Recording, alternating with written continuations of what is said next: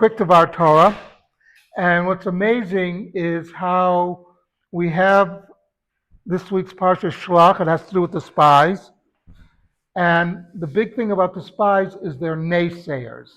This can't be done. We can't do this, And you have all these people who are very important in society who always are naysayers. They say, well, it can't be done. And when you ask them, why can't it be done?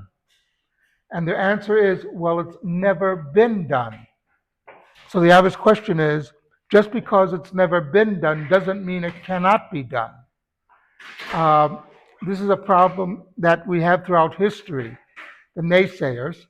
If you had asked most people, most military people, what Israel's planning to do, if it would be successful, they would say, are you nuts, flying all that distance, etc., and bombing Iran rather?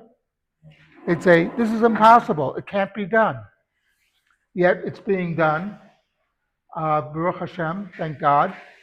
So like we see that, it goes to that at West Point, one of the wars they do not study is the Six-Day War. Because according to West Point, you cannot learn about battles through miracles. It is considered to be one of the unique times in history where everything went right. And like with Iran, everything is going right. Everything went right. It was unbelievable. So we have to give credit, and this is why we're saying to Tehillim is like we, cannot be with the pilots, etc., and the guys on the ground supporting them, the people knocking out the missiles through the Iron Dome, etc. But the least we can do is call on God to help our brothers and sisters. And by the way, you should know that when the final decision was made in the cabinet in Israel, they said Tehillim. Because as well prepared as the military in Israel is, and trust me, they planned this for a long time. And also the people who were in Iran, who were working with the Mossad to destabilize a lot of stuff. This was a very well-planned operation. But you also have to know that there's one that you always have to call on for help.